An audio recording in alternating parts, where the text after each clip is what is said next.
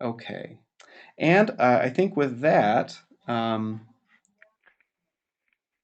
I'll pass it over to David and Jeffrey.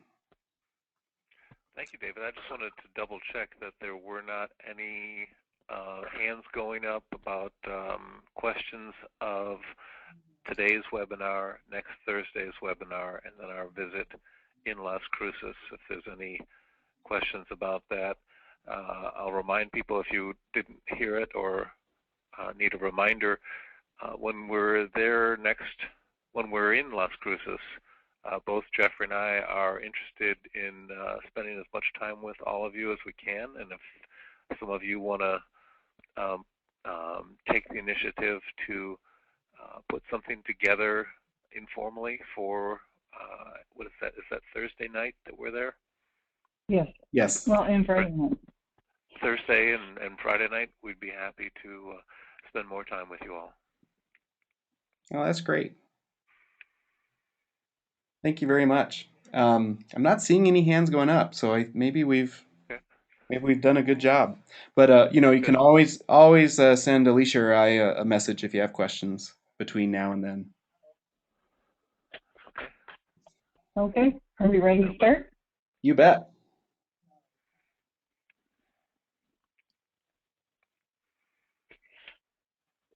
Okay, so we're going to start out by today talking about some of the key components that are necessary when creating a program. And hopefully, as we go through some of this, it will give you some ideas, ways to look at some of the things that you're doing, and we'll be sharing with you some of the ways that we've done it and things that we've heard other people around the country share with us. Advance. So most people, when they come into this work, are very concerned about wanting to do it right and believing that, there must be a right way to do this. I want to do the right thing. I want to make sure that my program is doing what it's supposed to do. Advance. And we want to welcome you to the world of gray. There really is no right answer. There are things that are more right and perhaps less right. But there are a variety of different ways of doing things. But one of the things we want to stress with people, and we'll really be talking about this when we come in, is the concept that there needs to be some clarity to what you're doing, and it should go through all of the things that are working on in your program. Next. So we want you to know that there are some guiding principles to what you're doing in your program. Those guiding principles are here, that abuse is learned and it's a choice. And that's both a technical concept as well as something that you can say and repeat. But it's not just a slogan. That is a principle that needs to inform how you do what you do. That understanding that this is not hardwired into somebody to be this way cuts across some of the myths that many people across the country think that this is just the way he is. We believe in the basic tenet that the men that we're working with, that they are capable of change, that we believe in that concept, that through the work with you and technically even without you, even without batter intervention programs, batterers can stop doing what they're doing. Understanding that accountability is key, and keeping in mind that we talk about the concept of accountability in very, very specific ways. And I think historically, all of us in this movement have not done a great job of talking about accountability. We've used that word very loosely, and we've all had a pretty gut feeling about what it was, but we'll go into the details of what we mean by a definition of accountability. And you have to know that everything in your program has to have a purpose.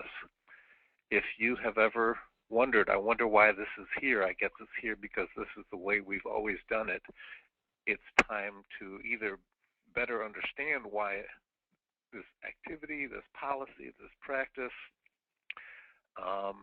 this page in your workbook is there. You have to have a clear conceptual understanding of why everything's there, and if you can't give somebody an answer, maybe it doesn't need to be there any longer.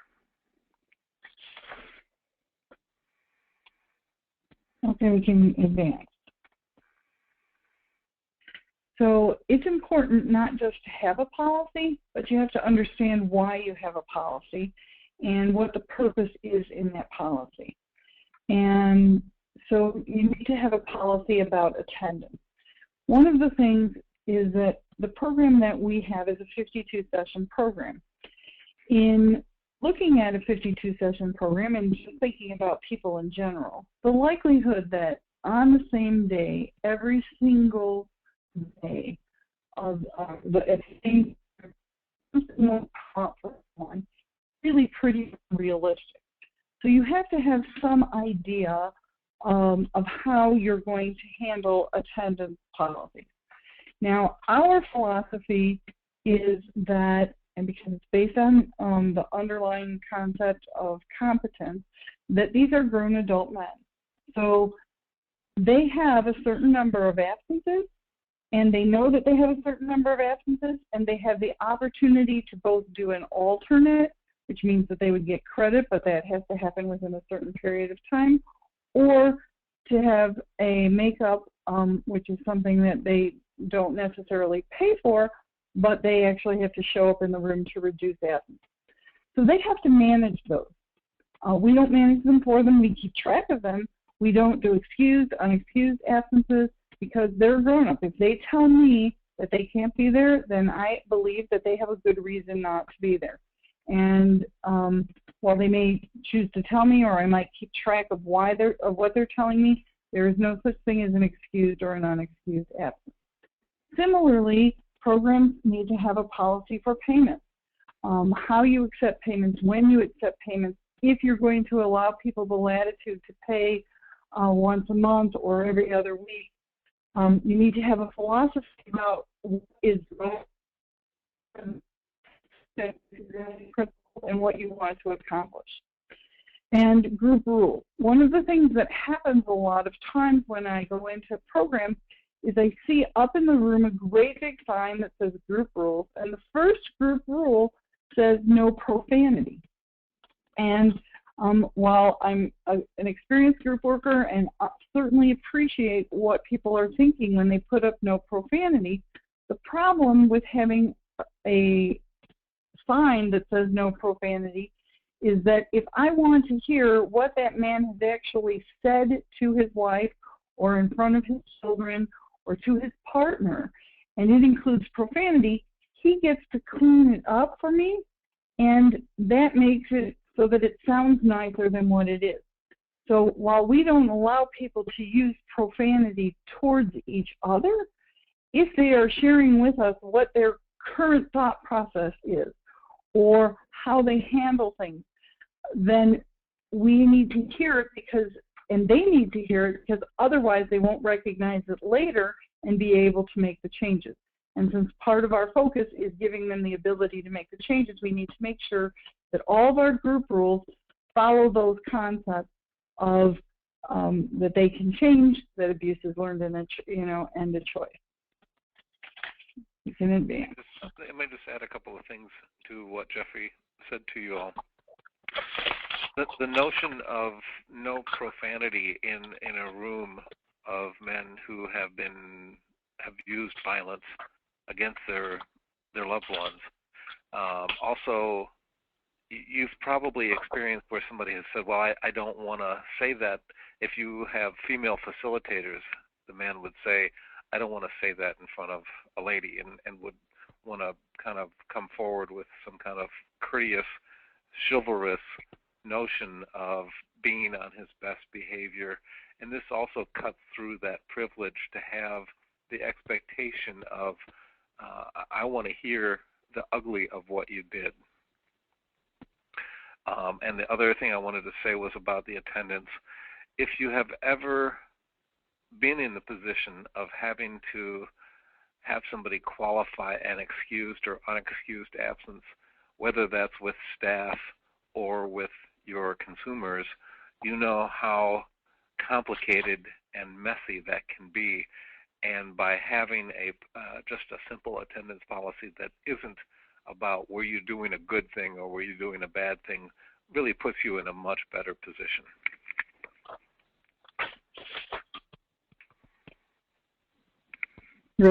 Ready to move on?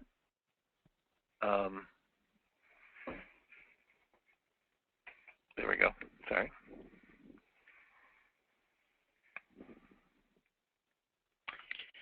So orientation and assessment.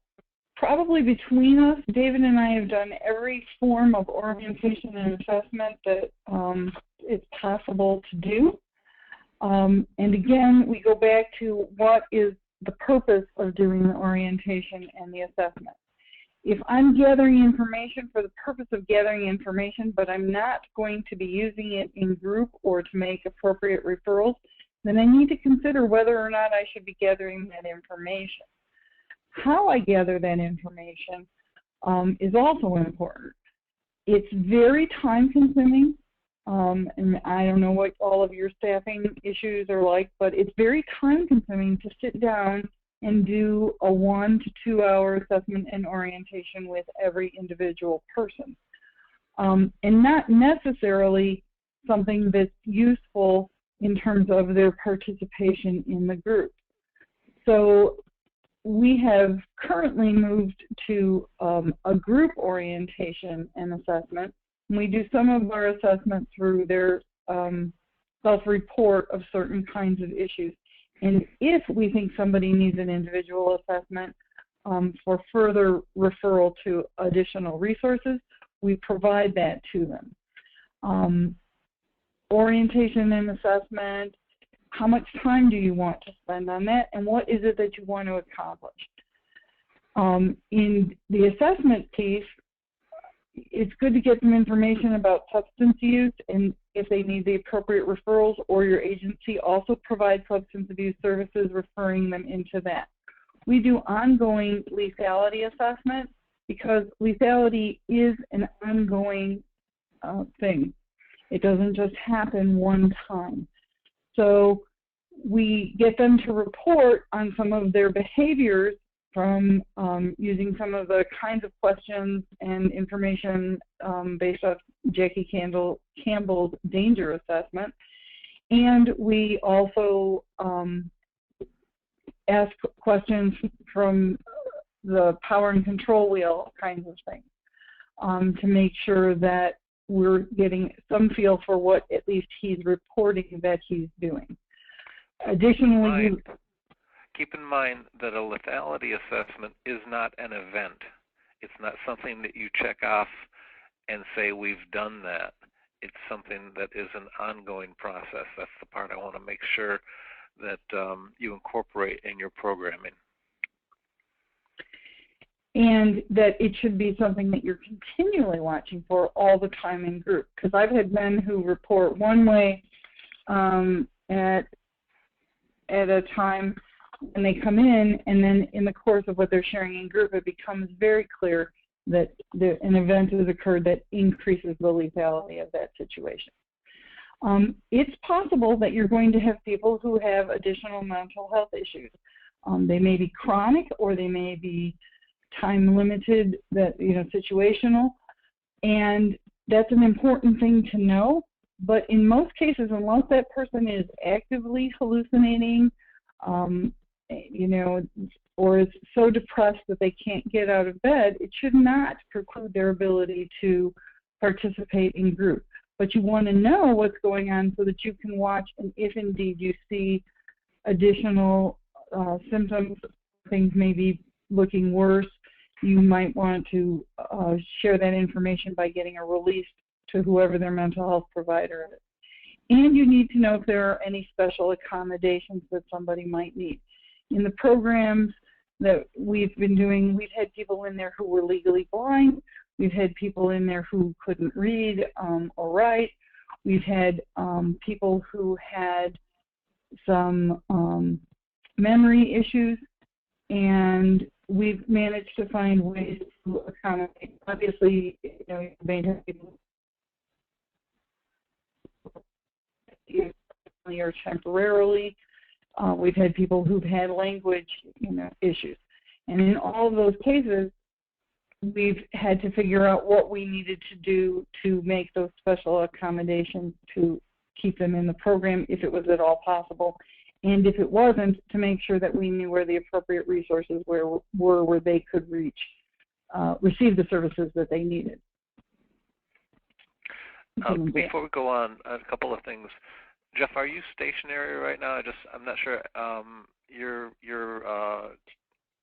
The quality of the audio was going in and out there for a second. Are you in one place? Yes, I'm in just one place. I have not moved. Okay, then we'll keep our ear on that. Are there any questions as we're ready to move on? There's none that have popped up. Looks like we're okay. But I take it Did you say something popped up? You're happy to be interrupted if people have questions? Oh, yeah. Absolutely. Okay, great. So don't be shy out there if you have questions as we go. Okay, we can advance to the next slide. Oh, all right. There we go. So documentation. Documentation is an important part of what we do in order to make sure that we are being accountable in our reporting of services. But how you document, again, you need to go back and say, what is the purpose for the documentation? Some documentation people do individual facilitator only. The facilitator is the only one who does any kind of documentation about what's going on in the group. Some programs, one of the strategies I use in my group is I have a sheet that the individual client fills out the top part and the facilitator fills out the bottom part. And so they get to write what they're thinking about that week, and I get to write how they participated and if there were any particular things that I wanted to know. Some people keep just a group note. This was the group, here was who attended. These are the topics that were discussed. There were special assignments given to these individual people. Whether you keep your stuff on paper or you use it by computer is something else you have to consider, and that depends, again, on your technological skills, what kinds of resources you have, and where your information is going. And court reports. What kind of reporting does your court want, and what kind of reporting do you feel that you need to provide to the court? In the ADA program, Catholic Social Services, they have the technology to be able to make it so that probation officers can go in live every day at a certain time and know that they can check and see if their participants were actually in group in the last, what is it, David, 12, 14 hours? Well, we have what we have described to the courts as real-time reporting. So if it's a nighttime group, by noon the next day, they can go in there and see a full accounting of what's going on. If it's a daytime group, it's by 5 o'clock that evening. And I have one of the courts that I work with, they get a report. The groups meet on Wednesday and on Thursday, and on Friday morning they get a report saying who was there and identifying any issues. But I also have a method for contacting them sometimes even when I'm in group, or they have a way of contacting me. So sometimes they'll text me while I'm in group and say, is so-and-so in group right now? Because they know what time the groups are, they know what the time the person said they were going to be in groups, and they want to know right away if they're there. So what kind of documentation you do is really up to you, but you also have to think about what is it that you want to record and what's realistic. I mean, it would be nice if we could write a paragraph But after I just started about the group, 15 minutes, I don't really.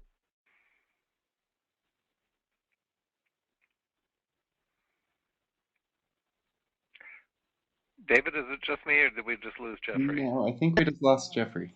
No, I can't hear Jeffrey either. She's gone. Okay.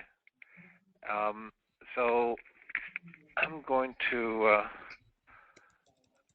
take it from here, and I'm going to send her a quick text in case she's not aware that we've lost her.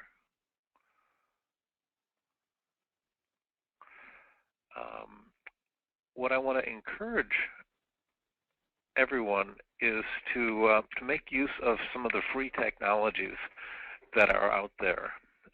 So, today's methods of communication could be as simple as, after each group, you fax your sign-in sheet over to the court system, so the probation officer knows right away what problems there were there people who were absent. That's the people that they need to know about and target just as much as the people who were showing up and having problems, or kind of being problems in the group, or raising issues that were of concern. So the easiest thing to do would be to fax that list over. But if you're not familiar with some of the options that come along with Google Doc, you can share any number of documents with other systems so that they can see and edit your reports if you wanted them to also write information in there, or you could just share it with them as a document that they could read only. But this gives them real-time information, so you don't have to have the system that we have as an organization, which is a very expensive system. It's like $16,000 a year, but we're a 25 program organization with a staff of close to 200, and we see about 3,000 clients a month in all of our programs. You don't have to have something of that level. There's a lot of technology that is usable, and it's free. So hopefully you can avail yourself of some of those options and make the best of it. I'm going to keep going here. So when it comes to the name of your program, know that the name matters. I've said this a number of times before. When I started the ADA program 27 years ago now, I didn't think about a name. I like the idea of alternatives to domestic aggression, but if I had to do it over now, I would definitely have a different name. I like the name that Jeffrey's using in the program that she's created, called HEAL, and Jeffrey's been just historically great about naming things and concepts. So HEAL is helping explore accountable lifestyles, but it's kind of a double meaning in that part of what we're doing is we're helping heal people. So it's got both of those meanings.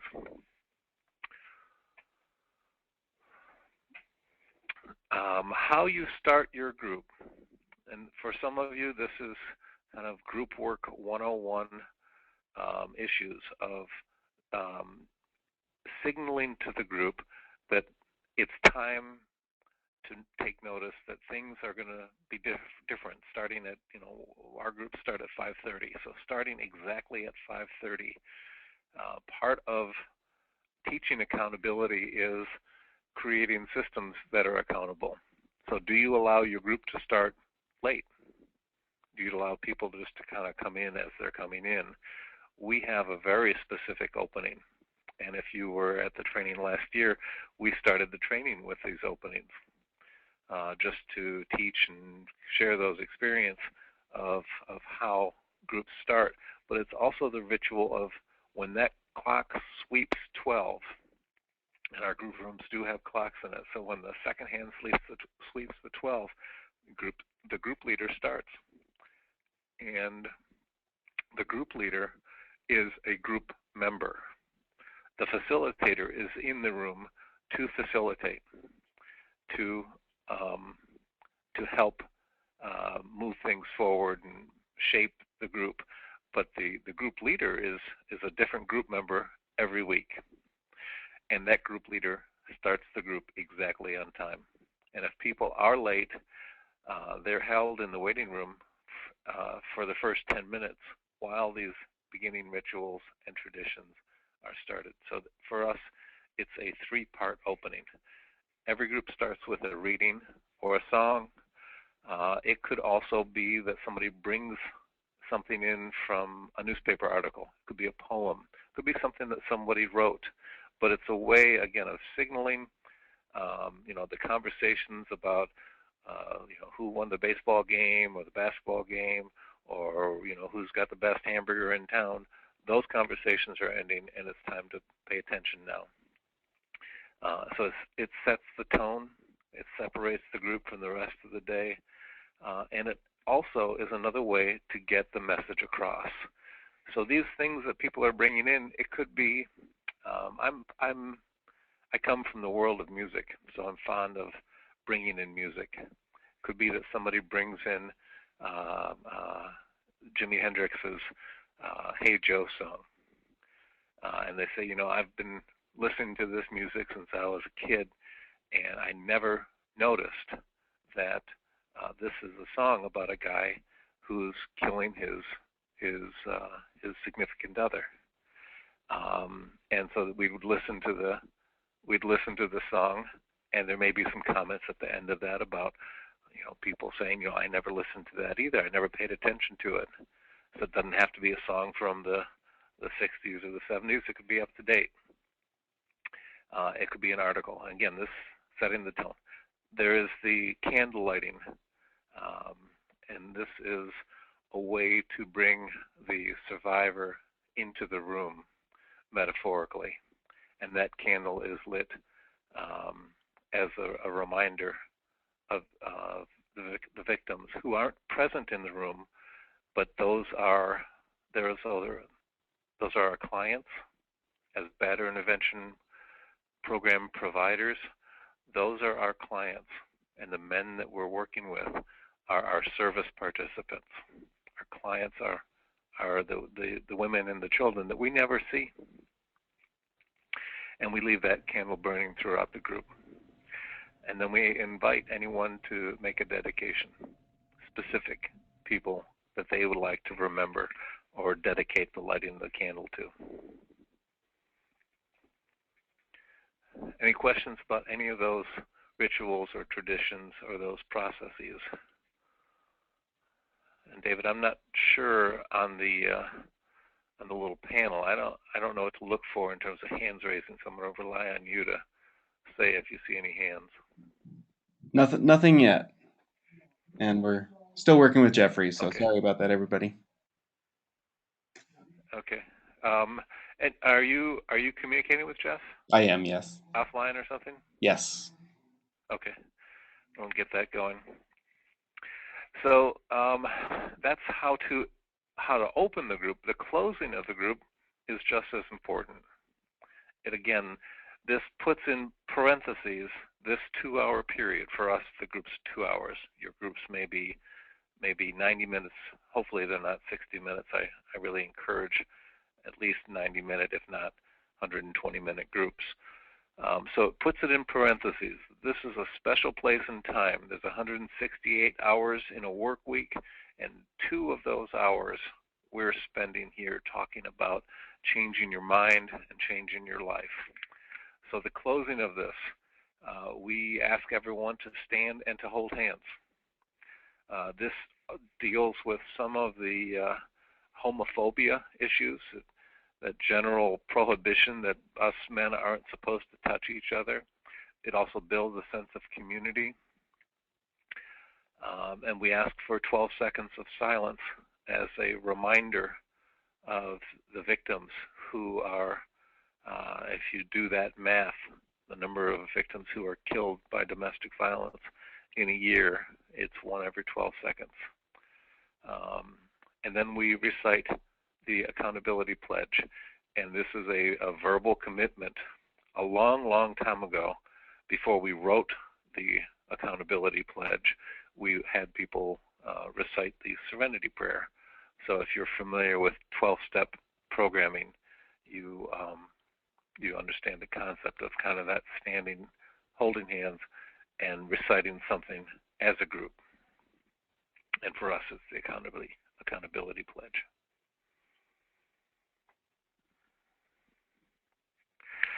This opening observance that I mentioned before, again, it's a song, it's a poem, it's a reading.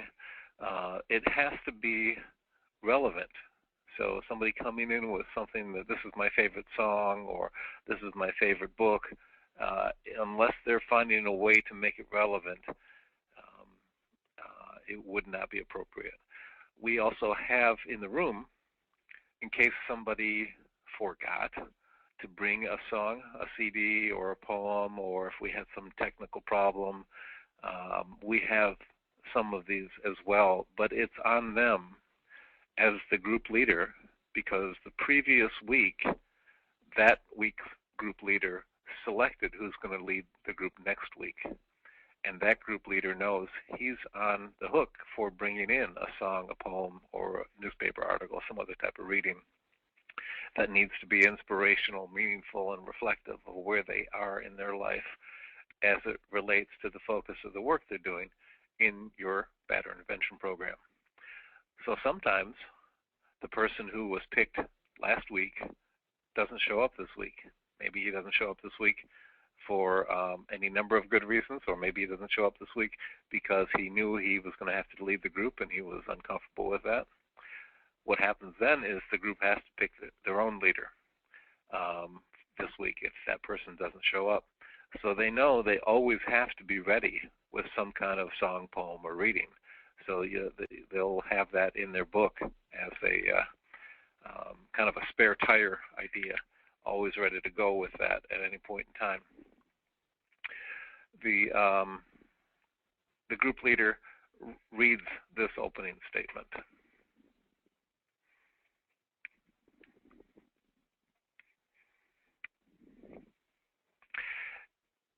In the acknowledgement phase, there's an introduction. Each week, the introduction, this is part of the agenda. Each week, the service participant introduces himself, and that introduction is also divided into 3 parts. So after introducing yourself and all the people you've battered, so he says, you know, hi, my name is David, and then he lists by name the people he has battered. And if he doesn't know their name or can't remember their name, we have a way of communicating about that. So the person whose name I do not know. Then he's asked to read one of the reasons from his Do I Have a Reason sheet, his why, or his core belief sheet. So the Do I Have a Reason sheet is one of those sheets that says, do I have a reason to be in this program? What are the 5 things or what are the 10 things that you've done that you think qualify you to be in this program? And if you haven't started using this simple form yet, I really encourage you to do it. We've encouraged people around the country to use this as a tool. Even if you don't use our whole curriculum, just use this, because it'll make your groups more functional. It'll make your work easier. It'll move the whole process along in a much more meaningful way. And the why sheet is because the Do I Have a Reason sheet does not allow for why did I do this. The why sheet is kind of the next step in that progression of talking about the behavior. So it might be that they're at a different level of the program, so they would read something from their why sheet or their core belief sheet. And the core belief sheet is something that they're always working on. getting to a deeper understanding of the beliefs that support their behavior and their mindset, that it's an okay thing for me to do this behavior. In acknowledgement, he says, my name is, and I'll say David, and I'm the batterer of, and that's where I'd put in the woman's name, listing all that apply. And yes, I have a reason to be here, reading that reason from my sheet. And then one way I was accountable or not accountable this week was. So we're getting into shaping what the conversations are like in the group, because we're talking about accountability or lack of accountability, and how, the domain from which that was accountable. So we have those domains of relationship, workplace, community, and so on, self-care. Hopefully you have all of that material. So by this opening, we're already shaping what is happening, what the conversations are. We are, as facilitators, as program designers, we're shaping the content of what's happening in the groups. And David? Yes. This is David River. There's a question from Jane in Deming. She's asking what curriculum you use. So maybe you can talk about that again just to clarify and what they'll be receiving as part of the training. Yes. You will all be having access to, we've two curriculums. The one that you had last year, I think we gave you both the access to the accountability workbook, which is the ADA version of the curriculum, and then the HEAL workbook. And the difference between those two models is essentially the size of your program. The ADA model is a tiered level program where one person moves based on his own progression throughout 4 levels of a program. The HEAL model of that same curriculum is what I would describe as a one-room schoolhouse. So in smaller programs, you have the ability to have somebody have a multiplicity of people in one group who are in different levels, kind of that one-room schoolhouse idea. So the curriculum that you were asking about, it's our curriculum. It's based on our experience over these last 25 plus years of designing, redesigning modules and tools and educational components to help perpetrators of domestic violence. Is that helpful? I think so. Okay. There was actually a follow-up from somebody else, Sarah Martinez. Is there a way to get the HEAL workbook digital? We've tried to make copies. Some of the images lost. That's maybe a tricky answer. Can you hear me now? Hey, Jeffrey! You sound great. We got you on the landline now? No, I figured out what's wrong with the computer. Yay! Okay. Well, Jeffrey, you're just in time. They were asking about, can they get digital copy or electronic copies of the HEAL workbook? We're working on making a PDF of that so that people could see it, but I guess I'm confused about the part about making copies and they didn't come out clear, because I thought when we gave people the copies of the book, they were not going to be copying the book without talking with us. Right, so it's probably good to clarify up front, because it may not be clear. You mean the copy that they got from you wasn't clear? No. We gave PDFs. It sounds like they may be making copies of the the printout from last year. Right, but remember when we gave those out, we asked people not to make copies of them? That Yes, was why we gave it to them that way. So I do I'm trying to remember. figure out what was going on. There is a way, and people will be able to talk with me about this at the conference, that I will be working with people to, if they want to have a workbook that's customized to their program, that I will be able to work with them and they can purchase a PDF, a digital PDF that they'll be able to use that will be customized to their program, and that they can make copies of all they want. Great. So thanks for making that clear. And again, just as part of this training, we're going to be making copies of the HEAL curriculum, and everybody will get a copy of that. Are we ready to go to the next slide? Looks like it. Thank you. Sure. Okay.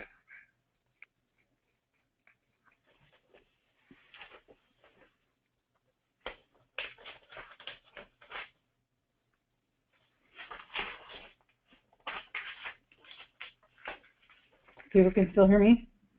Yes. Okay. Go So ahead. this is go ahead. Did you talk about this already? Nope, it's on you. Okay, so this is a self-paced program, and we give people an idea of how long it could take them to be in each of the phases, but it's not hard and fast. Now, there are people who are in the program longer than 52 sessions because it takes them longer to finish it. But this gives them a rough guideline, and it gives you a rough guideline to know if somebody's actually progressing and keeping up with what they need to have done. Next slide.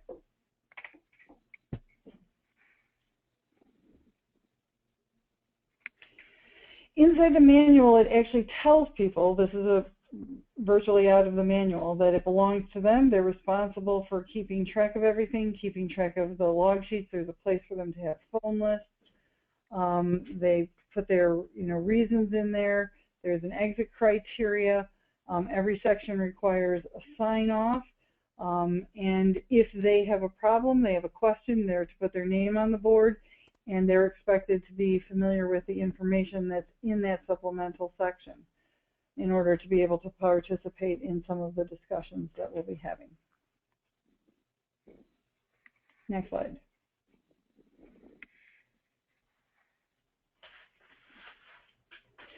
So the workbook is, again, designed intentionally. Each section is put together separately. There's actual, quotes that have to do with the things that we're talking about, because we put it in a 3-ring binder. So if we make changes or we have things that we want people to add to it, they can go right in and add it into their book at the time, or if a page turns out not to be working anymore, we want to switch it out with something else. We make sure that it's flexible in that fashion. Next slide.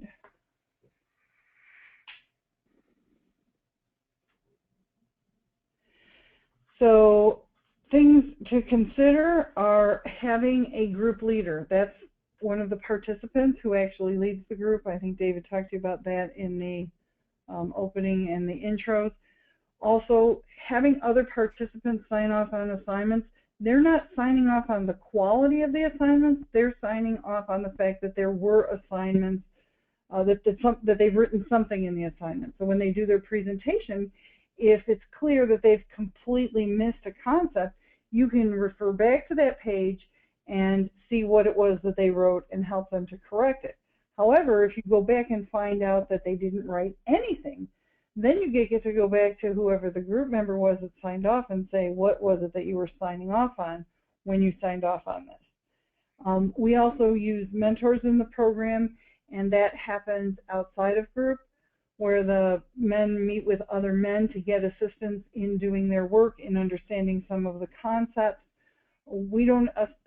All of the men have to do a certain amount of mentoring, and so when somebody comes into group, what the group leader generally tells them is that the mentors whose names are up on the board, usually with their phone numbers, are available to you, and they need your help in order to complete the program, so please call and get the appropriate assistance. So it works for both of them, and the active mentoring helps solidify for some of the people who've been in the program for a while the concepts that they've been learning, because now they're explaining them to somebody else. Advance.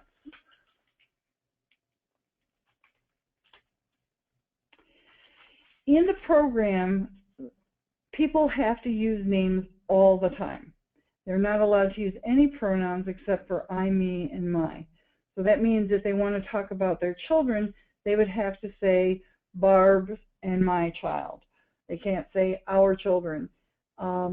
And this is intentional, and it is cumbersome, and it takes time, and it's really easy for facilitators to want to let it slide, particularly if you have clinical training, because in clinical training we know that we're supposed to let people finish their thought before we interrupt it. Intentionally, we do this so that, number one, it reminds them of the concept of objectification. We know that it's easier to perpetrate violence against an object than it is against a person. So we want them to remember all the time that people have names, not just their partner's names, but everybody that they come in contact with. If they come in contact with someone whose name they do not know, then that's what they have to say. The man whose name I do not know, the woman whose name I do not know, the driver whose name I do not know. But it reminds them that everybody has a name. The second reason is that this improves their listening skills. Number one, they're responsible for hearing other people in the group who might be using pronouns. So they have to listen more carefully to what those people are saying, and they have to keep themselves tuned in. And third, it slows down thinking of the individual who's speaking. We know that people will often say, well, I didn't think it through, clearly, and they need to down their thinking process. And we can move to the next slide. Let me just say that you will get pushback on this. And Jeffrey used the word cumbersome. People will tell you this is a pain in the ass. And then you'll also hear from your service participants. So I'm talking about your staff are gonna have pushback on this, and your consumers are. But it's well-founded, and it's going to help you with the conceptual clarity. It's going to help you with the accountability discussions.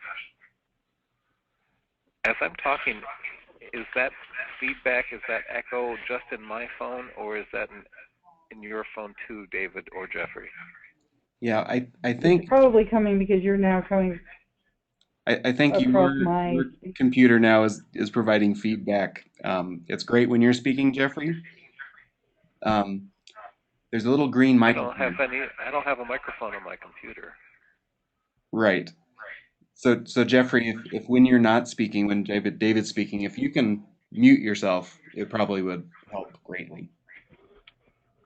Okay. Okay. Jeffrey, is the sound on your computer on? Yes, it has to be. Oh, okay. I'll be quiet. So we can advance now.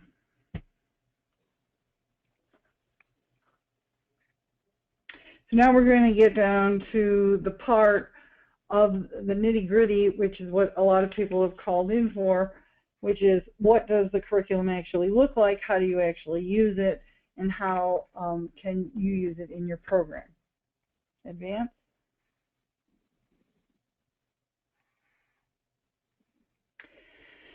So we turn things upside down. One of the things that people come in and tell us is the reason that they're here is because the court ordered them to be there.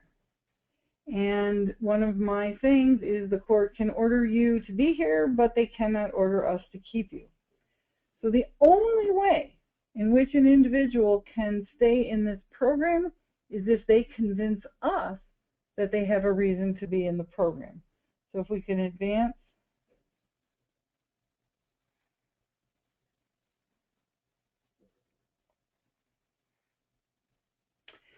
The first thing they have to do is complete an assignment called Do I Have a Reason? Now on this slide it tells you that there are 10 reasons, and that's because in the ADA program the people who are working on their reasons are in a separate group, and so that's all they're working on.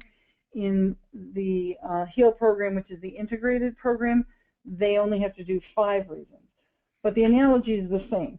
When somebody goes for a job interview, even if they walk in the room and they know that somebody else who's going to be coming after them or may not be seen at all has better skills, they're not going to go into that job interview and talk about that other person's skills. They're going to go in and talk about their skills because they want that job. So it may be that their partners have issues or problems or concerns, but they're not working to get their partner into the program, they're working to get themselves into the program. And in order to do that, they have to make essentially this resume. And you know, resumes have a format, and so these reasons also have a format. And they also have the option of doing a no reason. And people often think that no reasons are things like, on a day, somebody said something terrible to me and I took a deep breath and walked away. Well, and that's fine, and they very well may have done that, but it really has to be a reason that will disqualify them from the program.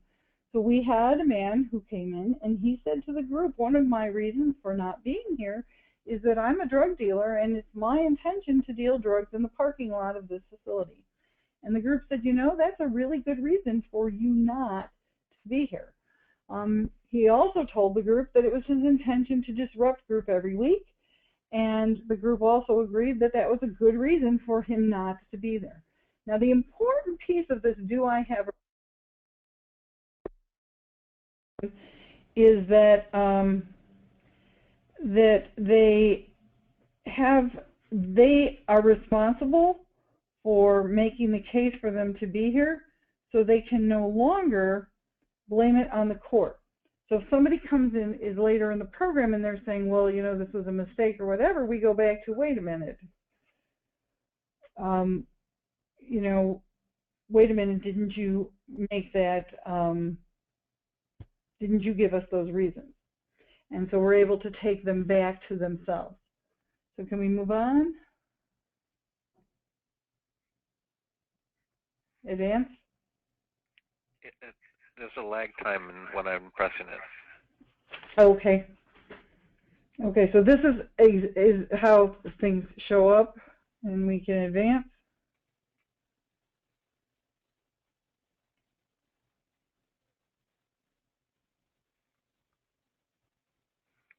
Are you seeing the how to review slide yet?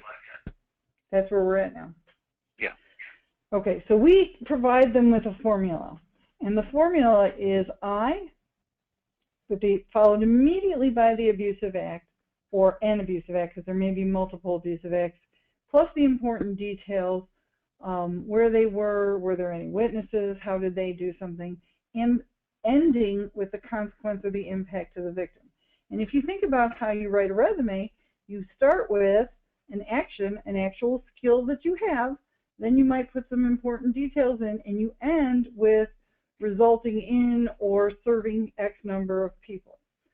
So that's always, you know, important in making sure that they follow that formula, because people want to come in and say on October 15th or after a hard day of work or after working 12 hours. And we want them to start right with I and what it was that they did that was abusive.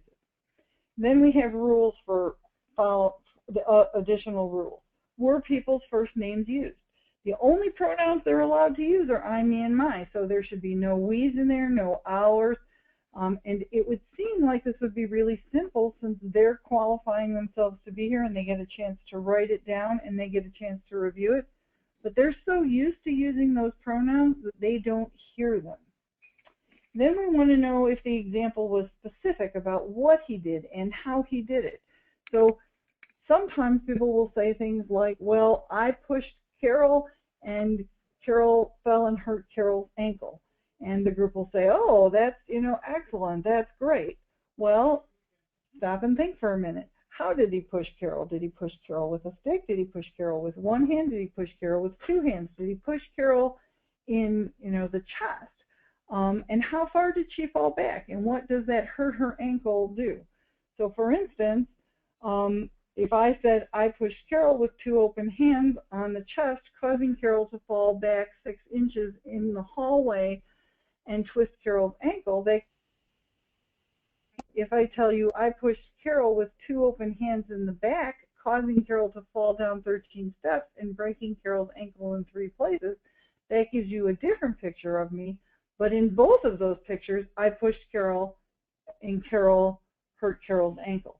So be clear that as they're doing it, think about it as a movie script and they're writing out their part. And in writing that part, are they making it so clear that you could or somebody in the group could stand up and act out that part? If you can see 2 scenarios, you need to help them narrow it down so that you know exactly what it was that happened. The third thing is this a reason to be in heal? If you're, is this a reason to be in the program? If I say to you, I grabbed Carol's elbow, causing Carol to drop Carol's briefcase and breaking Carol's computer, leaving Carol upset and unable to do Carol's work, a lot of people say, oh yeah, that's excellent.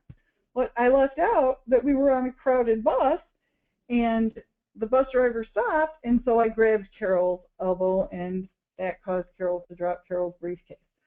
So it's really important that it be a reason to be here. That if it was self-defense, then it's not a reason to be there. The fourth piece to listen for is the whys and the becauses. It doesn't sound nice to tell the story without telling why they did it. And there are tricky ways that people slip that in. They say, I grabbed the cell phone out of Janet's right hand with my right hand, causing, so Janet couldn't talk to Janet's sister, causing Janet to be upset. Well, the problem is that A, they didn't use Janet's sister's name, and B, they've told us why they did it. So what they would need to say is, I grabbed the cell phone out of Janet's right hand with my right hand, preventing Janet from talking to Janet's sister Maria, causing Janet to be upset and Maria to be worried. The other thing that you need to learn to listen to, and it doesn't say this in here, but when people are being specific, you also need to listen to what isn't there. Because, and we talk about this in group, that there are 2 ways to lie. You can lie by omission and you can lie by commission. And lies of omission are when people leave out important details that would make it clearer what it is that he actually did. So in my 2 scenarios where we're pushing Carol either in the hallway or on the steps, you would have to think to yourself, how likely is it that those pushes would have occurred without him having said or done something either before, during, or after? The rule number 5 is to not use words like called, told, or said without descriptive adverbs. And we've become even more specific in this over time. So if somebody wants to say they said something, it would be, I said, you are a stupid, lazy bitch to Maria in a condescending, low tone. So we want to make sure that we're very clear, because people want to say, I said to Maria, but what happens is that then you have a lot of words that are taking you away from what it was that he said. So you want to make really sure that you're following through on that, and that they're not flipping things in on you without telling you the tone of voice in which they said something. Number 6 is very popular because a lot of times they've done more than one abusive act in the same incident. And so they'll break the incident apart. So let's go back to the example of, I pushed Carol in the back, causing Carol to fall down with 2 open hands, causing Carol to fall down 13 steps and breaking Carol's ankle in 3 places. Going back to the omission, you'd say, well, did you say anything? And they would say, oh yeah, that's in reason number 3. Well, no, it can't be in reason number 3. If it's part of what happened on that same day, you need to go back and put it in there.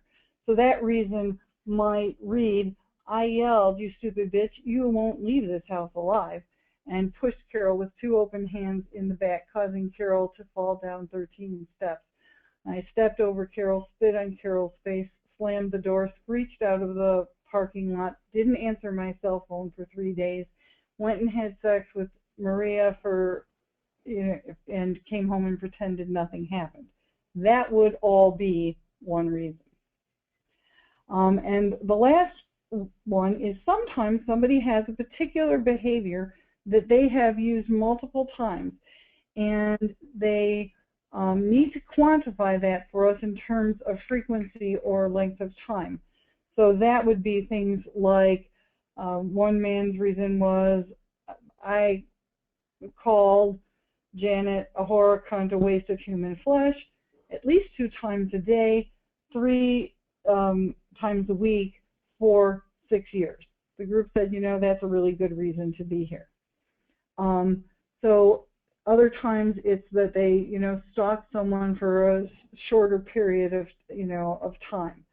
So in all of those things, what you want is a very clear picture of what they did. They get to tell you why they did it when they move to the next section of the program, but all we're interested in right now is what they did. We can advance.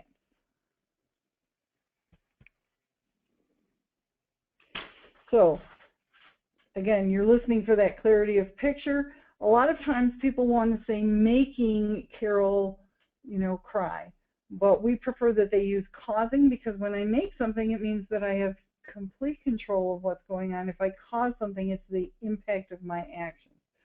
Split quotes. Sometimes people will say, I yelled, you stupid bitch, and then I yelled, who do you think you are? You don't make any money around here. So you want to make sure that unless there's action in between those quotes, they put all of the quote together. If they yelled, you stupid bitch, and then they advanced 3 feet, then they would put that in there, because now you understand that the threat has increased. If they talk about their children, we want to know how old those children were at the time that they were witnessing this. This is really important. They'll say, well, what difference does it make how old they are?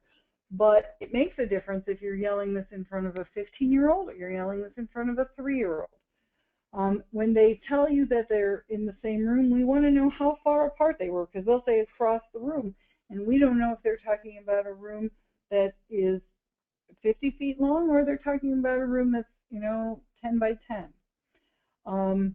In quotes, they are allowed to use pronouns because we want to hear exactly how they sounded when they said what they said.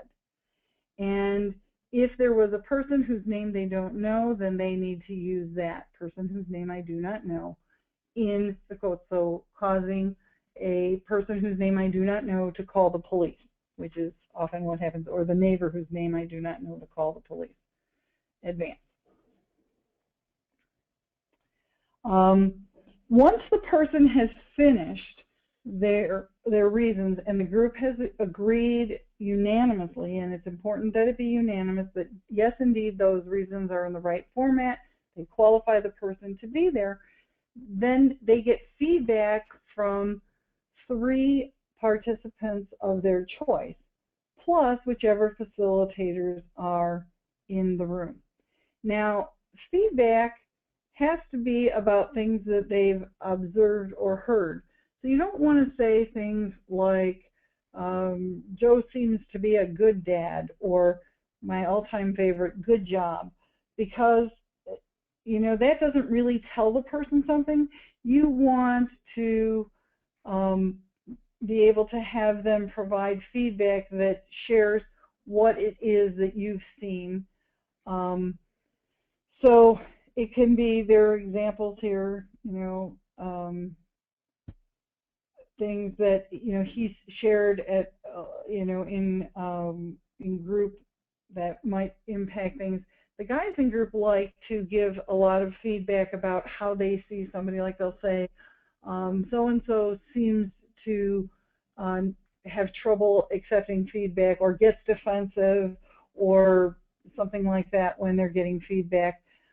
When I give feedback, I want to say things that point people in a direction of what it is both that I've observed and what direction I think that they need to move in.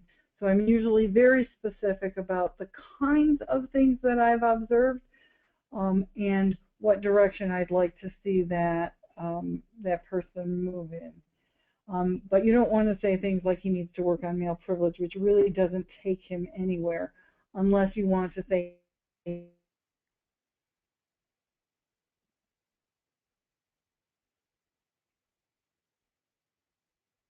privilege in group by next.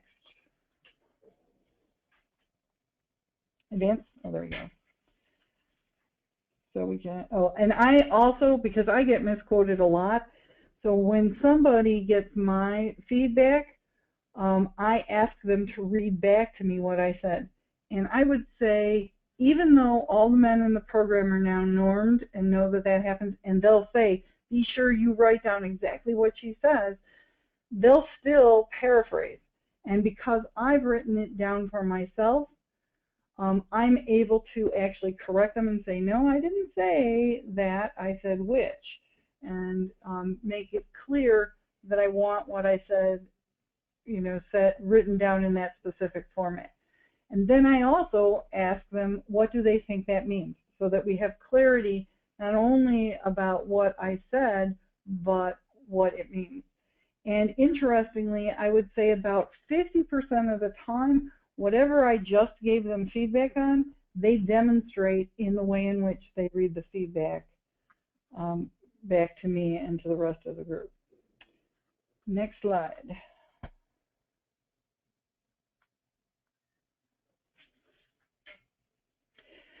Okay, this is a concept that is really important for you to find sort of your own way of making the point with your clients.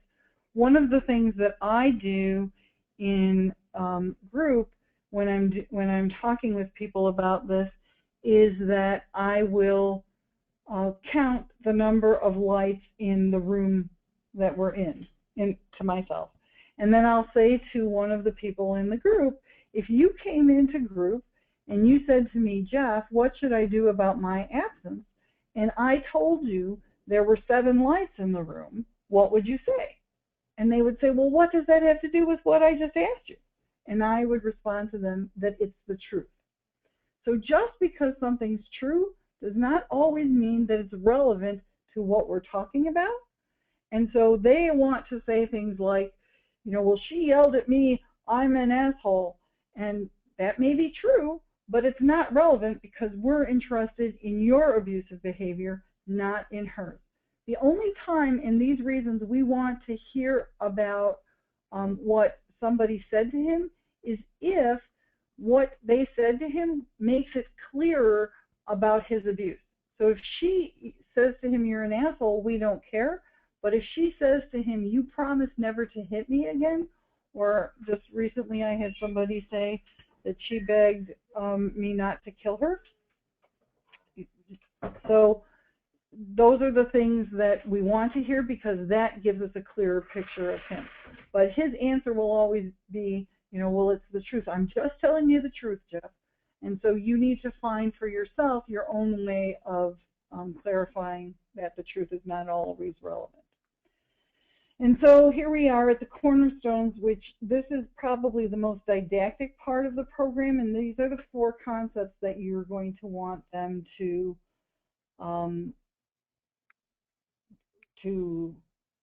learn in order to exit this part. So next slide.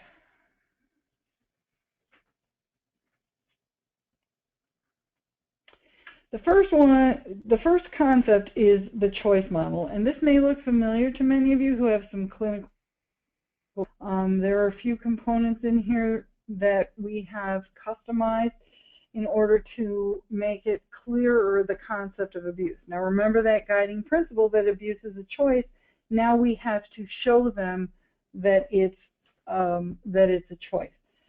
We start with events. Now a lot of times people want to start the event by saying the day that I, you know, hit Carol, or in this case Karen, and that's not the event. The event is generally something neutral from which we don't know that there's going to be abuse or not. We are just listening, we're just hearing that there's a factual situation that occurred.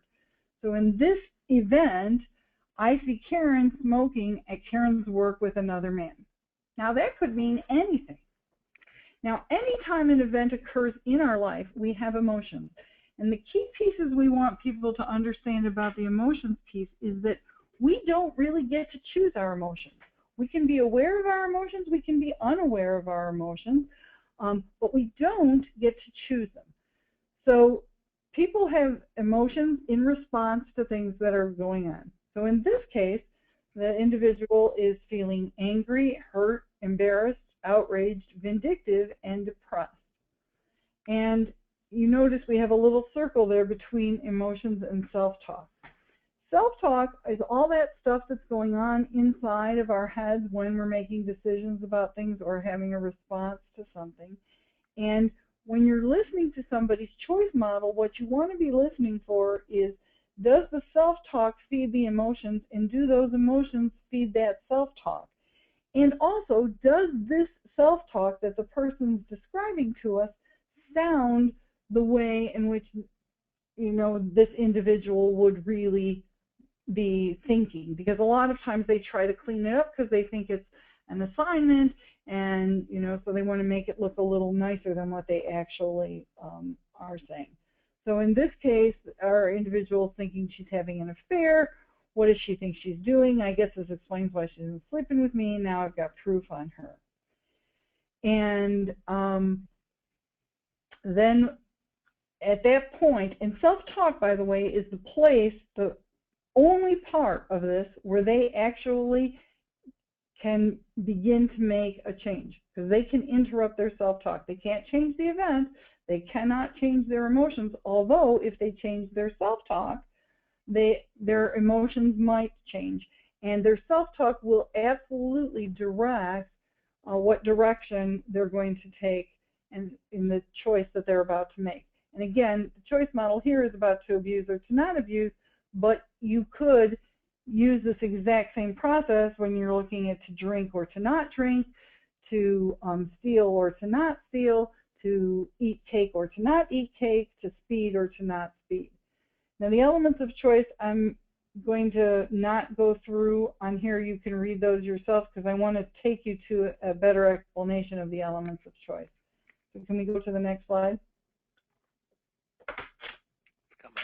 When we first started doing this program, we used to do the elements of choice by we'll know them when we see them.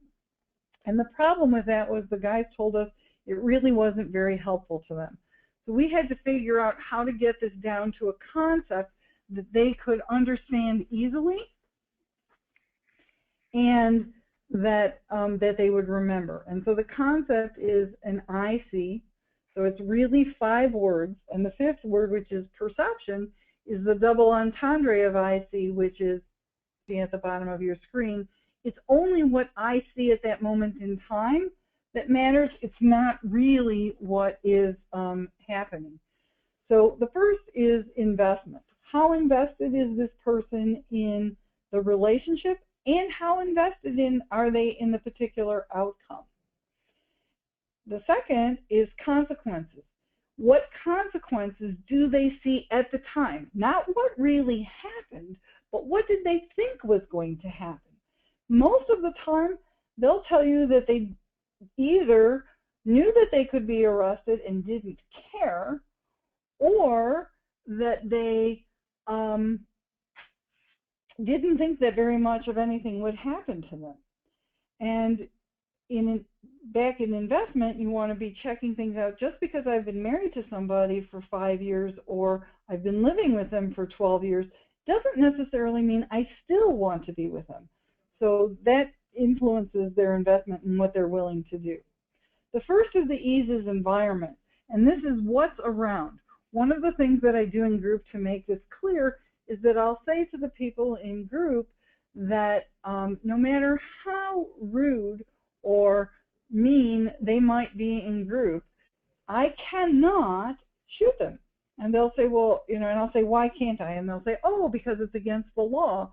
Oh, it's because, you're a facilitator and that wouldn't be a good thing for you to do. But the reality is, the main reason that I can't shoot them is I don't have a gun. So I can do other things. I could throw a computer at them. I could throw a pen at them. I could throw a water bottle at them. Those are all elements of choice. Those are all things that are around. Now remember, when they're doing this assignment, they're deconstructing. So they already know what happened. So they should be able to include all the elements of choice. Also included in environment is he stronger than her? Is he bigger than her? How far apart are they? How far apart is that remote control from him? Is the cell phone in her hand or is it on the table? So the environment is critical as they're making the choice about what to do. And the last E is experience. And that is, what experience have they had with this individual? What experience have they had with these tactics? What experience have they had with these kinds of emotions? So if other partners have cheated on them before, back in our Karen scenario, that might influence the way that the person is going to respond and the choices that they might make. If they're experienced at using profanity, then profanity is likely to be something that will come out of their mouth. If they don't use profanity, it would be unlikely that that would be a choice. So they don't have to account for the negatives, but they do need to account for the experiences that they've had. Now, at this point, do we have any questions? David, any questions? There are no questions, but it's Okay. a good time to think. Do I have any questions? Right. Ask them.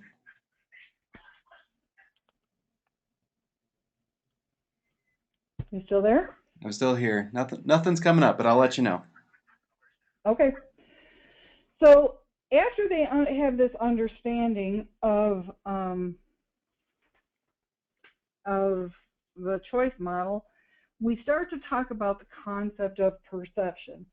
And I don't know, I've never done this actually on a webinar before, but if you look at that first picture, some of you may be seeing a young woman with her, and she's wearing a bonnet, and it has a little bow in the back.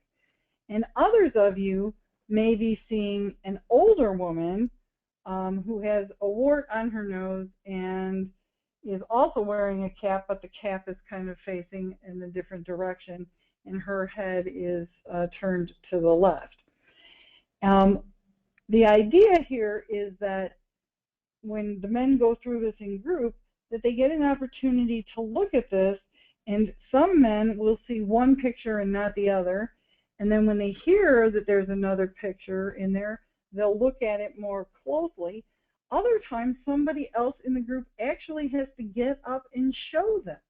And the idea of this is not to show them that we have these cool pictures about perception, but to show them that sometimes what we see at first glance isn't all there is to it, and sometimes we need assistance from other people in order to be able to see things that we might not have seen that were there all along. Now, remember we've talked about experience, so the second picture is very similar to the first picture, but it's a it's a, a little different version of the woman, with a young woman with dark hair this time, turned with kind of feathers coming out of her hair, or it again is an older woman with a bonnet.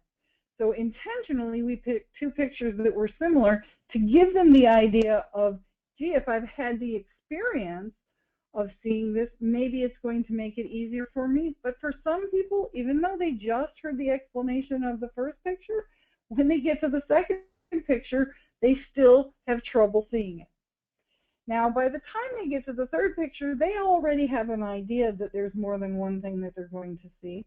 So again, in this third slide, you see two faces, or you see the chalice or the candlestick or the vase, depending on how they choose to talk about that thing in the middle. And finally, the fourth picture is the more complicated one. Many people will see initially the skull floating in the sky, but it is also a picture of a woman, looking in her mirror and in front of her is her little cosmetics and perfume, and she's looking at her own reflection. So the idea is for them to see that even when they know that they should be looking for something else, sometimes it's still difficult, sometimes they still need help, and that's part of what our job is in this program, is not to teach them what the answer is to these particular questions, but to teach them the process of learning how to expand their perception. So we can move on now.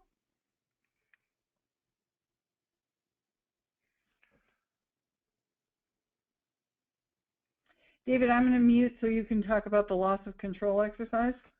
Okay.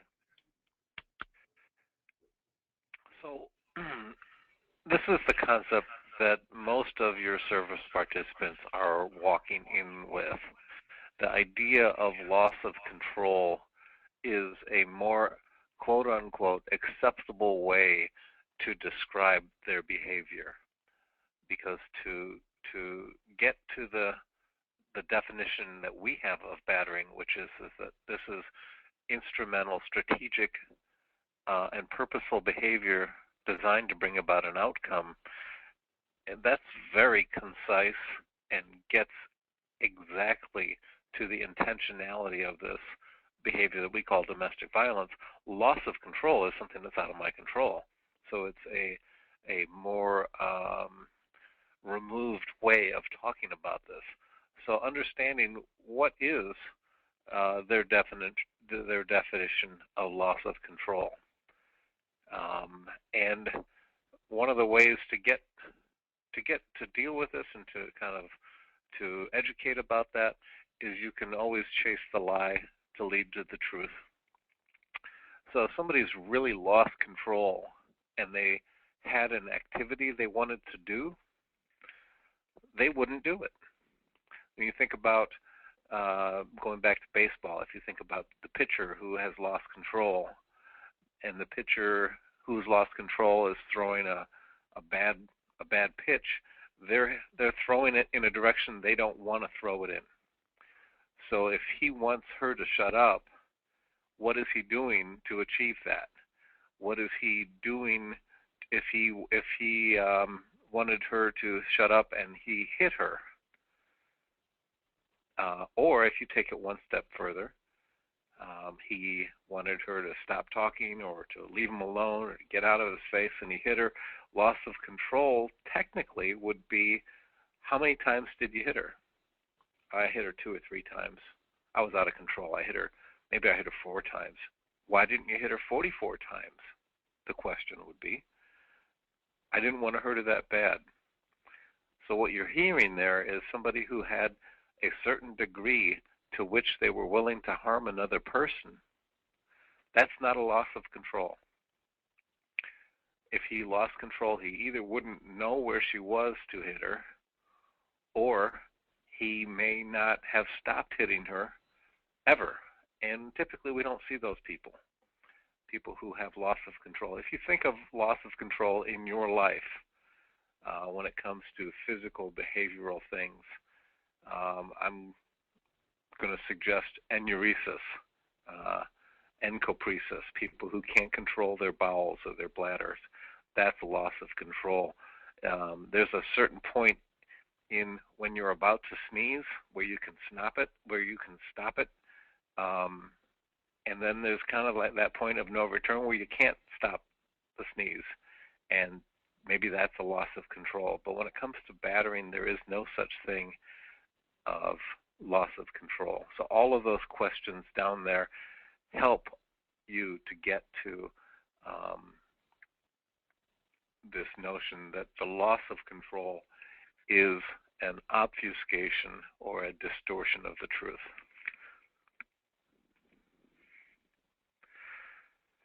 The slide that's coming in is another way to educate about getting to the facts of what the participant wants you to know or his audience to know about this being wrong. So he'll say to you, I'm not like the other guys in this room. I know what I did was wrong. And, I'm different that way. I'm special. I'm better than. So you can walk through this exercise of what we call moral versus strategic behavior. So, and this is perfect for the participant who wants to put himself on the pedestal, who wants to talk about how he knew what he did was wrong. You go through each one of these steps. What was going on? And you'll see at the bottom of this chart, it says, Kathy was yelling at me about not spending time with Kathy's family. The goal, what did you want to have happen? Well, I wanted Kathy to stop yelling at me and not to question my actions.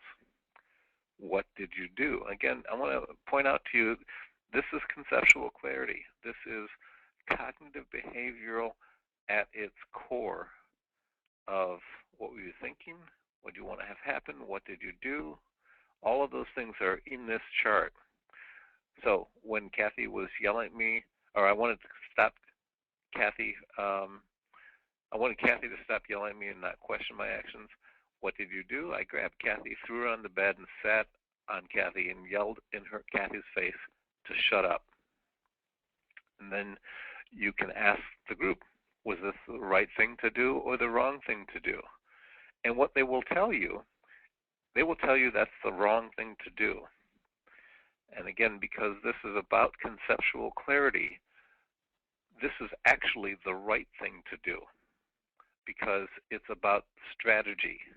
And they want to flip the script on you to have this be about what is the moral thing to do. When in this process, never was there a moment where they wondered, what is the morally right thing for me to do?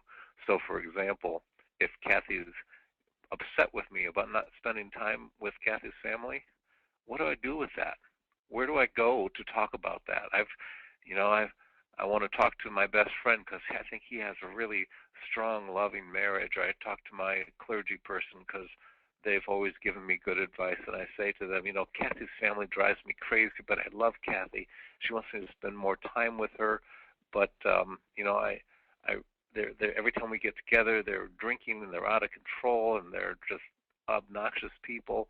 But I love her so much. I want to make her happy. That's a moral struggle. So to come behind this behavior of throwing Kathy on the bed, and yelling in her face to shut up, and then to say it's the wrong thing to do, flips it out of strategic, and it takes it away from it. So strategically, given what he wanted to have happen, for Kathy to stop yelling at me and not question my actions, what he did was the right thing to do strategically. And that's important to have those discussions around strategy, because battering is a strategy. And until we get to that base of it, we're just going to be having conceptual conversations. We're not going to be really getting down to bare metal.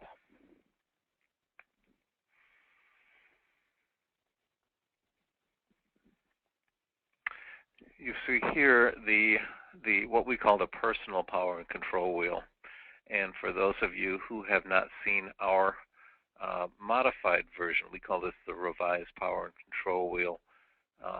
This is intentionally blank in areas because we want them to write on this their own examples from their behavior. Oftentimes people see the original Duluth wheel and they think these are the inclusive definitions or explanations of these things. So if I didn't do anything on this wheel, then I must be a good guy.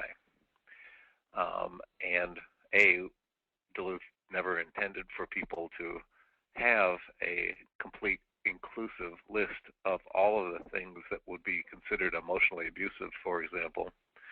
Those categories on their wheel and our revised wheel are just categorical examples to get somebody thinking in the right direction about what is this thing that we're calling this type of abuse. What is the toolbox? What is the particular tool on the power and control wheel of abuse? So this blank wheel gives them an opportunity to start to personalize this. So this, again, this is part of the cornerstones of the program.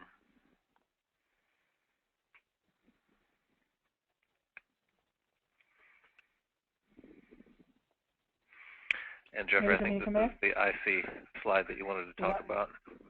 Actually, this one's out of order. I already talked about this, so we can go to the next one. Okay.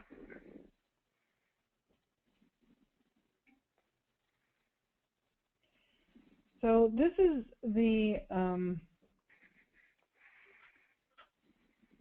accountability plan. And what happened is that, now we've talked to them, we've had them make a case that they need to be here.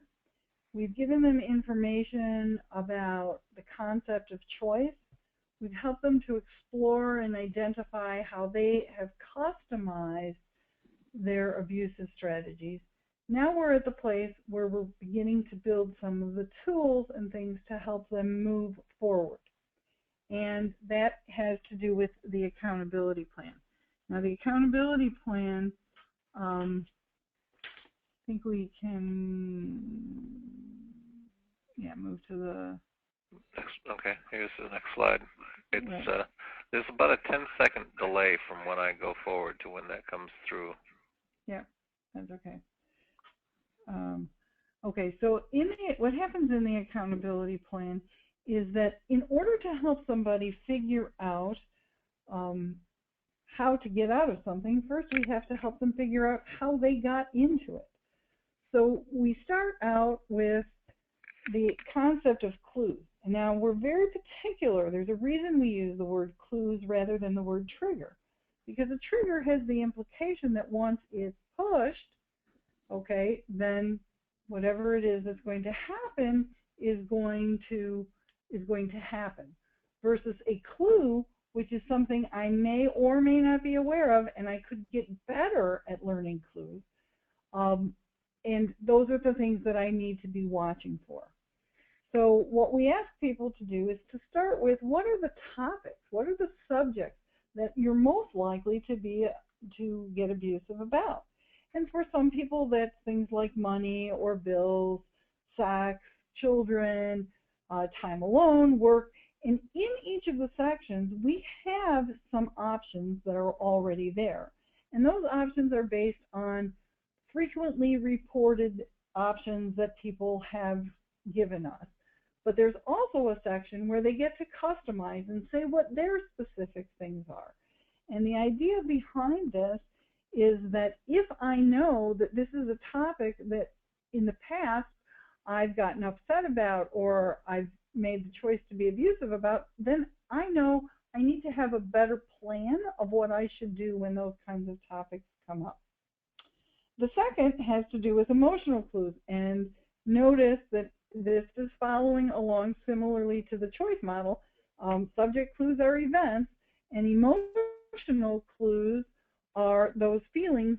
And in order to deal with feelings, I have to be able to accurately identify them.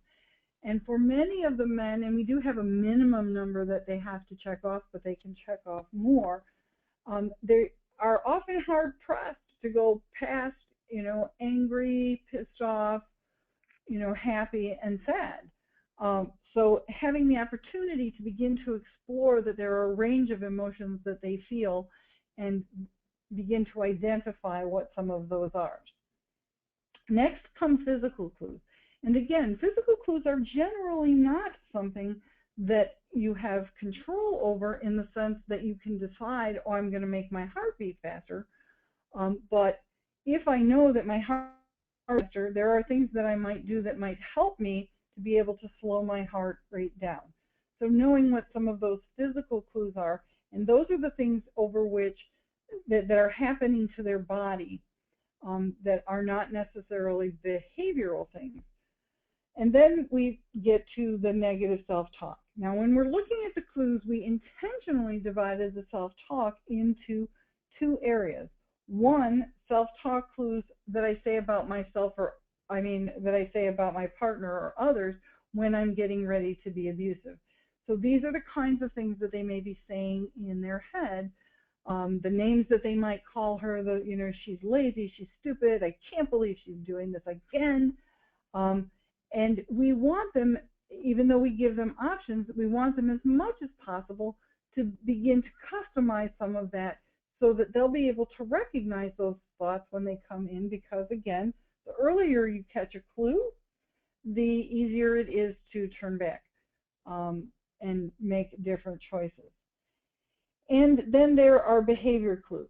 These are the things that, then there's the negative self-talk about themselves. I'm no good, I'm fat, she would, want to have sex with me if I was more in shape, those kinds of things.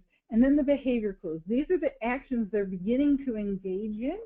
It may not necessarily be actual physical violence, but it might be things like raising their voice, clenching their fist, invading her space, and then the mental picture clues. The things that I see or that they see in their head about the other person or about themselves. So some men will say, I see myself throwing her across the room or slapping her across the face, or I see her giving me that smirky look or walking into the next room.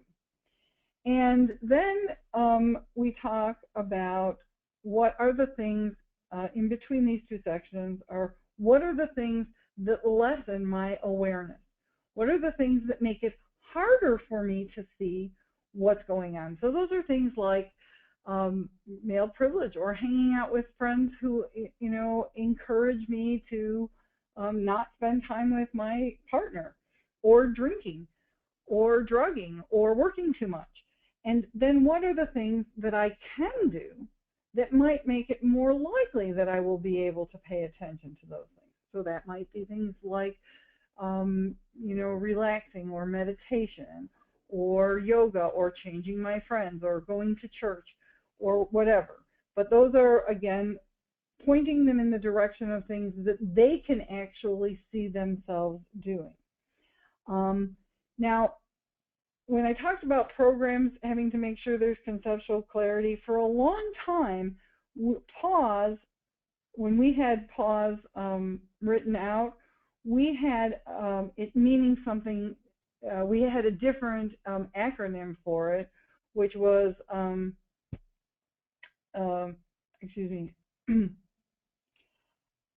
which had to do with not necessarily presuming competence.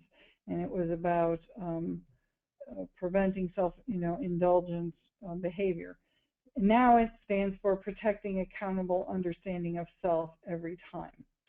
And now they go into what are some of the positive self-talk. What are some of the things that I can be thinking to myself during situations where I may still have those emotional clues, but what are some things I can think to myself that might help diffuse the situation? What are some positive mental things that I can use?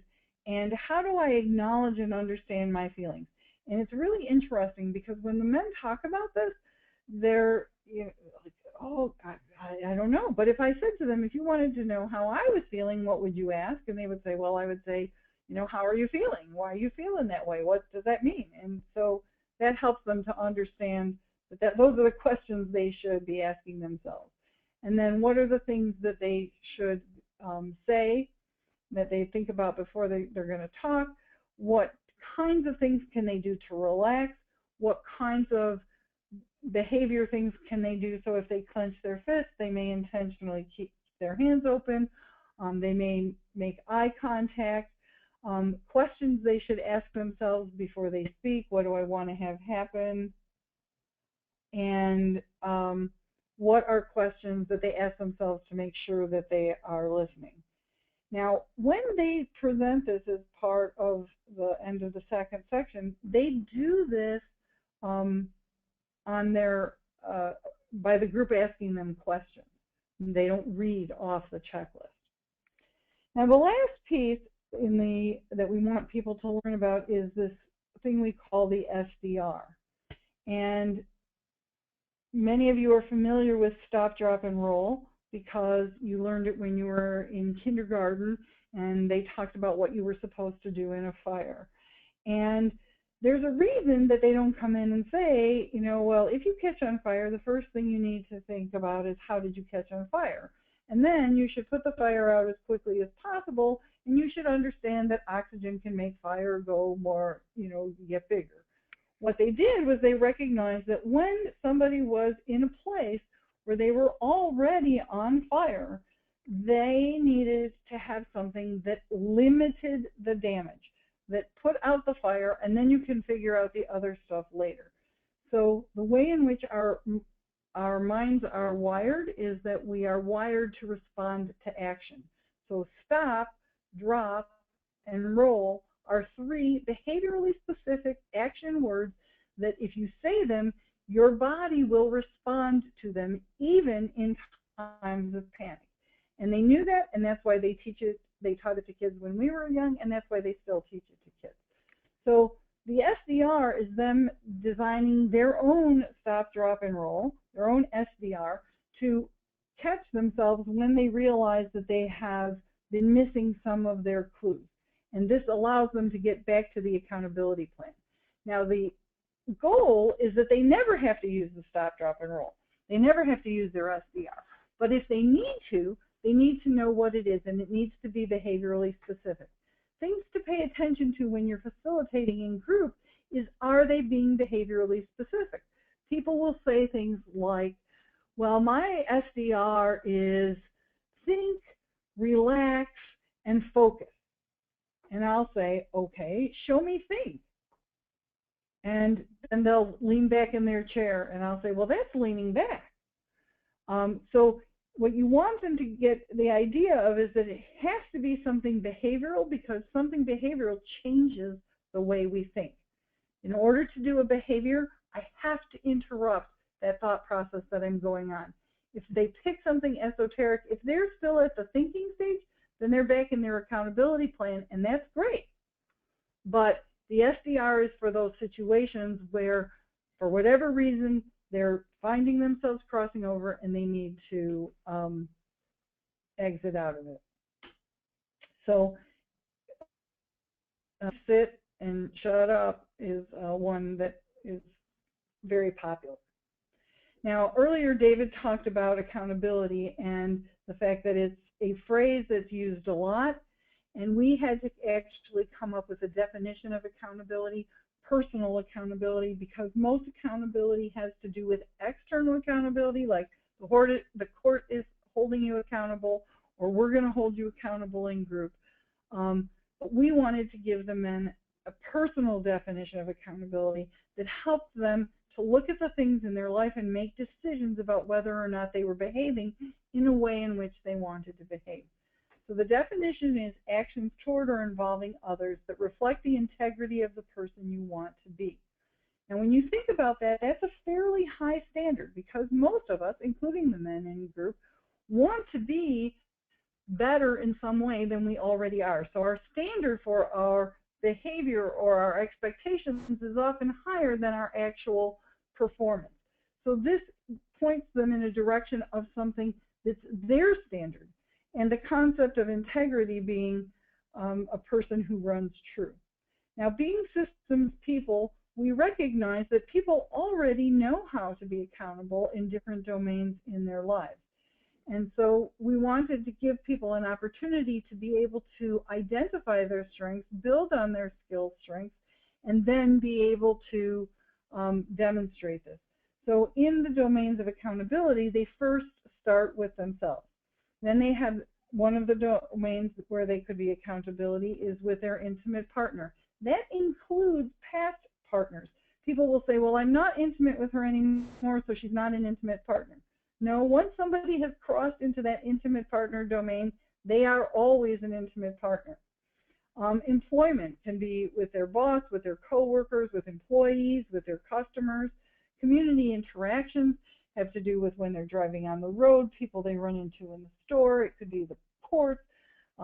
It could be, the library. Self-care has to do with the things that they're doing to take care of themselves, their recovery, their health, their spiritual development. Extended relationships is their extended family, their brothers, their sisters, their aunts, their uncles, their parents, their grandparents, their friends, or even their neighbors, because they may not know the neighbor's name, but they have an extended relationship with them because they still live next door to them, and it's somebody that they interact with on a regular basis. And parenting has to do with children or stepchildren or any child that they have some kind of a parental role with, whether that child lives with them or doesn't live with them. It's that domain. And in the domains, you can see now that the arrows pointing in both directions, and that's because it's interactional.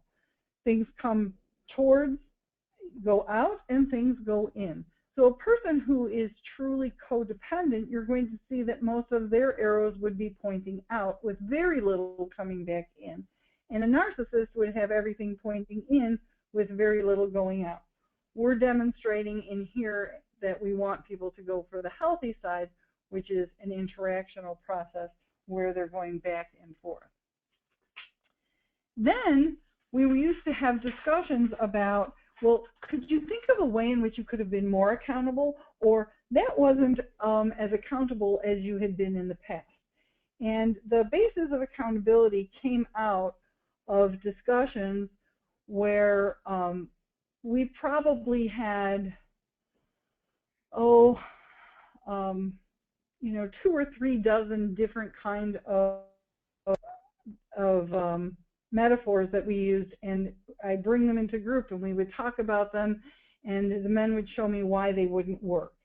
Until we came to this one, which works all the time, and they really get it, and it makes it easy for them to be able to discuss it. And really, in the HEAL program, they're doing, the basis of domains, by the time they're in the 3rd section of the program, which we'll be talking about at the next webinar. So the first part of this is acknowledging, and that's past focused.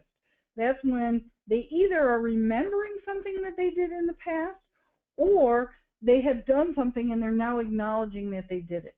And in many of the programs that I visited, people that I've talked to, this is as far as they ever got in terms of accountability. They worked on getting him to say that, yes, indeed, I did hit her, or what I did to her was abusive. And while that's certainly accountability, it only is a short piece of accountability, and we call that first base. Second base is present focus. That's when they either repair or replace the behavior. So if they're thinking back, they would say, in the past, I would have yelled at her, grabbed the cell phone, and thrown it against the wall. And they're remembering that. And they said, but this time I decided that I'm going to, sit down, I'm going to wait till she's off the phone, and then I'm going to talk with her. So they have replaced that behavior with a different behavior, but it's present focused. It has to do with a particular situation. And it's really important, and we'll talk more about this, and hopefully some of you will talk with us when we come out to Las Cruces, because it's really about the process of how they get to first and second base and third base, not just did they get there. And the third base is that they have a plan for how they're going to handle certain kinds of situations. They commit to that plan and they implement that plan. And that is future focused. And a home run is integration and extrapolation. That's when they're building the future on the past. Whatever it is that they've come up with has been so ingrained into what they're doing that they were able to very quickly pass through them, or they figured out, oh, hey, you know what, I did this in one situation. This might be a good thing that I should do in the other one. One of the things you notice is on the pitcher's mound, we have life. And the reason we have life there is the same thing that happens in baseball. When you go into a baseball game and you go up to bat, you don't get to say, I'm sorry, I don't do curveballs. You have to take whatever the pitcher throws at you and make it work. And so it is with life. In every time you come up to bat, just because last week I hit to third base does not mean that this week I will also hit to third base. Can we move to the next slide? we have Um, just about 5 minutes left. Yep. So the goal in baseball is to score a run, and the goal in our accountability is to create long-term behavioral change. Now, in baseball, you can't skip home first or second base. You can't run straight to third. You have to touch base, even if it's only for a second, and the same thing happens for accountability.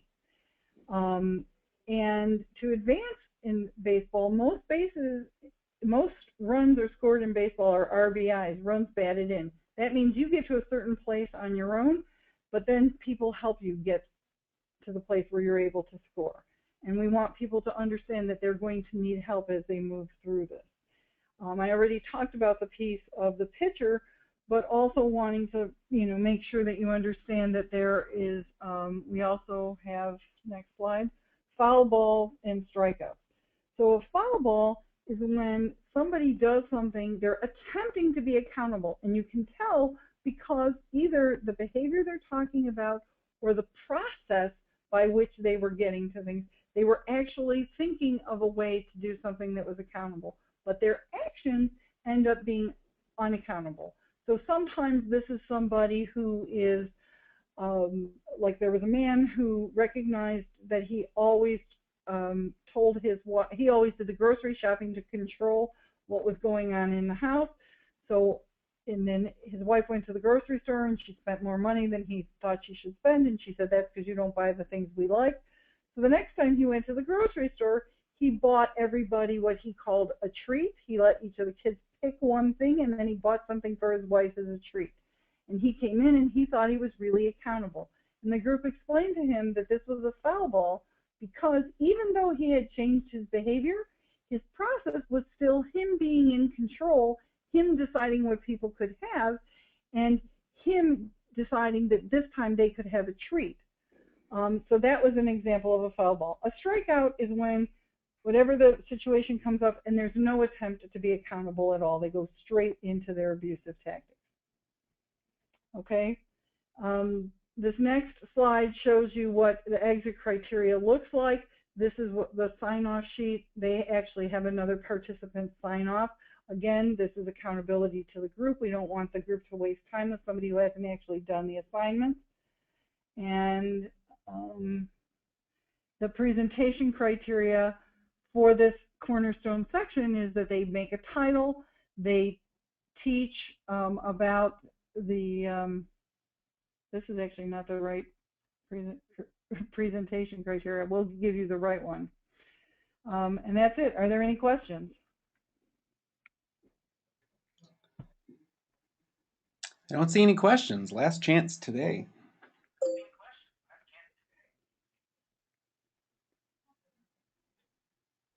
Okay. That's the end of the slides today? That's it. We're right Okay. on time, right? This is when we're We supposed to are. end.